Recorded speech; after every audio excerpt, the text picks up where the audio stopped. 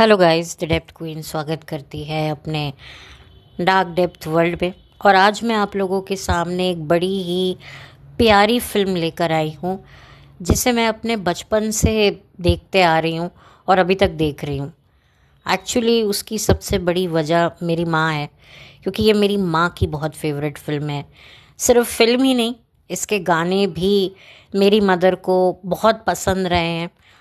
और सच कहूँ तो वाकई गाने तारीफ़ के काबिल हैं। और इस फिल्म का जो म्यूज़िक था वो दिया था राजेश रोशन ने, जिन्हें आप लोग राकेश रोशन के भाई के तौर पर जानते हैं, जिन्होंने कहो ना प्यार है जैसी ब्लॉकबस्टर मूवी का संगीत दिया है। एक्चुअली एक तरीके से राजेश रोशन साहब अंडररेटेड म्यूज़िक डायरेक्टर हैं। और इसके गाने लिखे थे गुलजार ने। और इसका एक गाना तो आज भी जब बजता है तो सच में अरमानों की, जो आप कहते हैं ना, पोटली, वो उछल उछल कर बाहर निकलती है, क्योंकि गाना ही कुछ ऐसा है। और गाना मैंने अपने शॉर्ट्स में भी लगाया था। तो बता दूं, अगर जिन्होंने मेरा शॉर्ट नहीं देखा है तो मैं उनके लिए इस गाने को ज़रूर गुनगुनाना चाहूँगी। और वो गाना है, थोड़ा है थोड़े की ज़रूरत है। जी हाँ, अब आप समझ ही गए होंगे। किशोर कुमार साहब ने इस गाने को गाया था। और बहुत ही खूबसूरत ये गाना है। और जितना खूबसूरत ये गाना है, उतनी ही खूबसूरत प्यारी ये फिल्म है, जिसका नाम है खट्टा मीठा। वो बात अलग है कि इस नाम को आगे जाकर प्रियदर्शन ने शायद एक मूवी में इस्तेमाल किया, जो 2010 में शायद आई थी। कुछ ऐसे ही दौर में 9 या 10 में ये फिल्म आई थी अक्षय कुमार की खट्टा मीठा, जो कि बिल्कुल इससे विपरीत एक्शन मूवी थी। लेकिन ये जो मूवी है खट्टा मीठा, ये आई थी 1978 में। लेकिन आपको बता दूं कि इसकी जो कहानी थी ना, उस कहानी को आगे जाकर कुछ डायरेक्टर्स ने यूज़ किया, या ये एक संजोगवश था, मुझे नहीं पता। लेकिन ये फिल्म रिलीज़ हुई 1978 में। और 1979 में ऐसी ही कहानी पर आधारित एक फिल्म बनी थी, जिसका नाम था हमारे तुम्हारे। उसमें संजीव कुमार, राखी गुलजार और अनिल कपूर, लकी अली और भी अन्य दिग्गज कलाकारों से वो सजी फिल्म थी। लेकिन जो कहानी थी वो इस कहानी से काफ़ी मैच करती थी। अगर मैं 1978 में आई हुई मूवी खट्टा मीठा की बात करूं, तो इसमें अशोक कुमार, पर्ल पदम से, रंजीत चौधरी और राकेश रोशन, जी हाँ, राकेश रोशन, ऋतिक रोशन के फादर, बिंदिया गोस्वामी, डेविड और अन्य न जाने कितने दिग्गज कलाकार इसमें थे। अब मैं आपको बता दूं कि मैं क्यों कह रही हूँ कि जो संजीव कुमार और राखी गुलजार की फिल्म है वो इस कहानी से इंस्पायर है। खट्टा मीठा की एक्चुअली कहानी क्या है, जिसको बाद में जाकर एक और फिल्म में इस्तेमाल किया गया था, और वो फिल्म थी रोहित शेट्टी की गोलमाल 3, जिसमें अजय देवगन, करीना कपूर, मिथुन चक्रवर्ती, रत्ना पाठक, अरशद वारसी, कुणाल खेमू और श्रेया सलपड़े और पता नहीं कितने स्टार्स थे, मुझे नाम भी याद नहीं है। तो चलिए मैं कहानी बता देती हूँ। ज़्यादा मैं कुछ इसमें कोई वो सस्पेंस क्रिएट नहीं करूँगी। कहानी कुछ ऐसी है कि एक महिला है जो सिंगल विमेन है, जिसकी पति की डेथ हो चुकी है और उसके 3 बच्चे हैं। और दूसरी तरफ अशोक कुमार हैं, यानी कि जो सिंगल विमेन, सिंगल मदर का किरदार निभाया है पर्ल पदम से ने, जो कि अपने दौर की मशहूर थिएटर आर्टिस्ट रही हैं और कई दिग्गज फिल्मों में वो काम कर चुकी हैं। और उनमें से एक और फिल्म थी जो आपने ज़रूर देखी होगी, उठे सबके कदम देखो रम पम पम, अजी ऐसे गीत गाया करो, कभी खुशी कभी गम, तारा रम पम पम, चलो और हंसाया करो। आई होप कि मैं सही गाना गुनगुना रही हूँ। इसमें भी पर्ल पदम से थी। और इस फिल्म में पर्ल जी के बेटे रंजीत चौधरी भी थे, बातों बातों मूवी में भी थे, जो टीना मुनीम के भाई बने थे, और इस फिल्म में वो अशोक कुमार के बेटे बने। तो चलिए कहानी पर वापस आते। कहानी कुछ यूँ होती है कि अशोक कुमार सिंगल पेरेंट होते हैं, जिनकी पत्नी की कई साल पहले डेथ हो चुकी है। उनके 4 बेटे हैं, और पर्ल पदम सी की 3 बच्चे हैं, और उसमें से एक बेटी है जिसका नाम आप लोग शायद जानते ही होंगे, प्रीति गांगुली, जो एक वक्त पे एज अ कॉमेडियन काफ़ी फेमस हुआ करती थी। और प्रीति गांगुली भी जो हैं वो अशोक कुमार की असल ज़िंदगी में उनकी बेटी हैं, और वो सिंगल थी, वो मैरिड नहीं थी। और अच्छा, इस फिल्म में देविन वर्मा भी हैं। देविन वर्मा जो असल ज़िंदगी में अशोक कुमार के दामाद थे, यानी कि प्रीति गांगुली की जो बहन है उनके पति थे।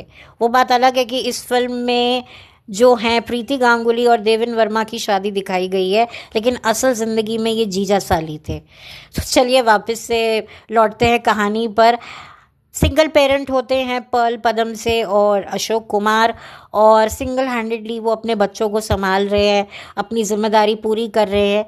लेकिन हालात कुछ यूँ बैठते हैं कि उनकी शादी हो जाती है, यानी कि उन्हें लगता है कि भाई उन्हें एक कंपेनियन की ज़रूरत पड़ती है, और फिर शादी कर लेते हैं। और अशोक कुमार अपने चारों बेटों को लेकर पर्ल जी के घर में रहने आ जाते हैं।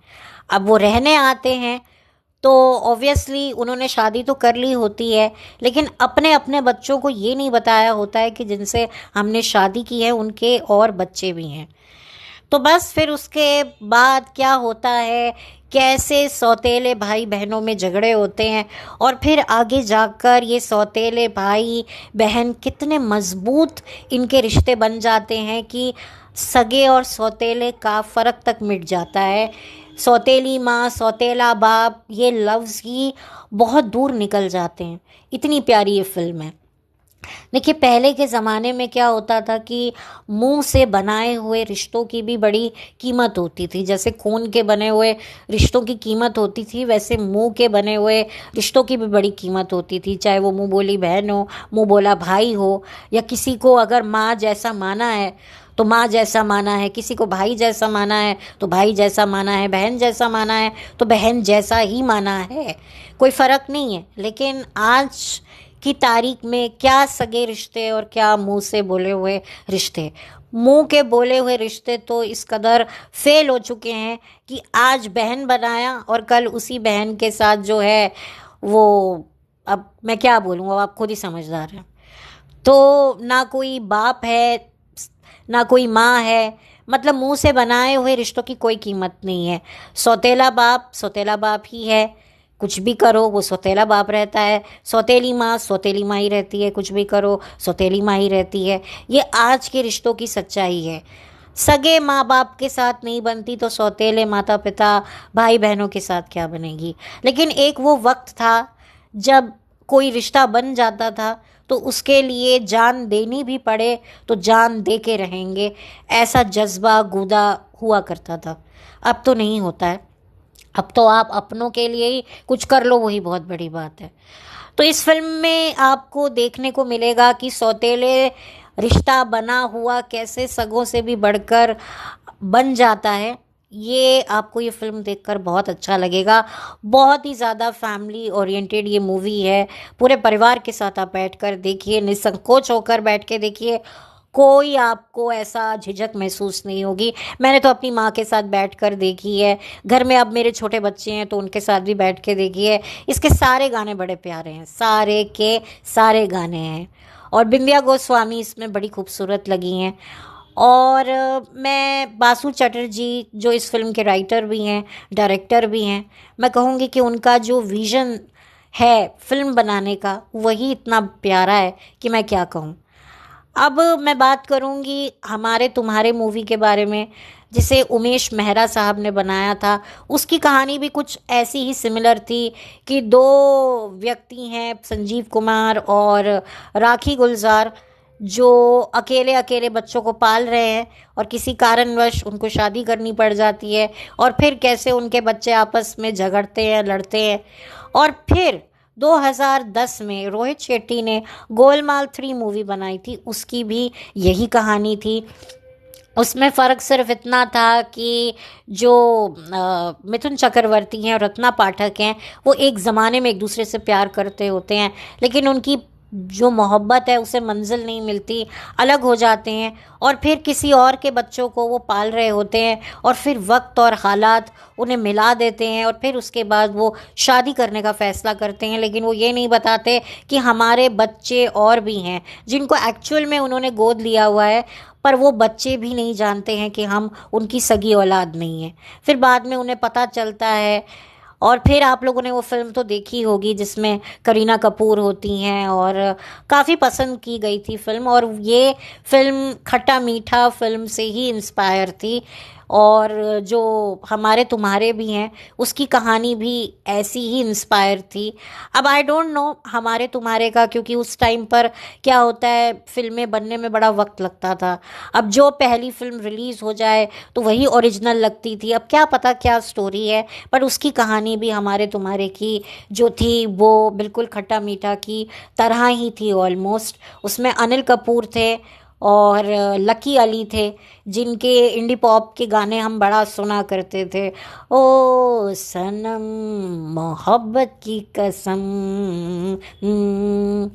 शाम सवेरे तेरी यादें आती हैं। ये गाना काफ़ी मैं सुनती थी। और चलो खैर, इस गाने के साथ कुछ बचपन की यादें जुड़ी हुई हैं, उनको हम साइड में रखते हैं। बट ये जो मूवी है, मैं आपको शर्त लगा कर कहती हूँ आपको बड़ी पसंद आएगी। और इसके गाने तो मैं क्या कहूँ, मैं तो इसको हाईली हाईली हाईली रिकमेंड करूँगी कि आप ये मूवी देखिए, क्योंकि अब ऐसी मूवीज़ नहीं बनती हैं। और सच में एक एरा हुआ करता था, एक ज़माना हुआ करता था जब वाकई पब्लिक के लिए फ़िल्में बनती थी। मतलब कि ऐसी फ़िल्में बनती थी जिसे आप अपनी फैमिली के साथ जो हैं अपने ड्राइंग रूम में बैठकर देख सकें। लेकिन अब जो फ़िल्में बनती हैं ना, वो बेडरूम के लिए बनती हैं, जहाँ पर हर कोई कोने में अपने बेडरूम के मोबाइल लेकर, हेडफोन लगाकर या पॉड्स लगाकर सुनकर देख सके। अब वैसी फ़िल्में तो बनती नहीं है कि आप अपनी पूरी फैमिली के साथ बैठकर देखो। इक्का दुक्का कोई बनी हो तो बनी हो, लेकिन ये इतनी प्यारी फ़िल्म है, इतनी न्यारी फ़िल्म है। मतलब मैं छोटी से थी, मुझे याद है मैं अपनी माँ के साथ बैठकर इसे देखा करती थी, और आज अच्छी खासी उम्र हो गई है मेरी, तो भी मैं इसे अपनी माँ के साथ बैठकर देखती हूँ। तो मेरी तो जर्नी रही है, और मैंने पता नहीं कितनी बार इस मूवी को देखा है। तो मैं तो पूरा आपको ये कहूँगी कि इस मूवी के बारे में अब शायद लोग बात नहीं करते हैं। गाने शायद इसके पॉपुलर हैं, लेकिन इस मूवी के बारे में बात थोड़ी कम होती है।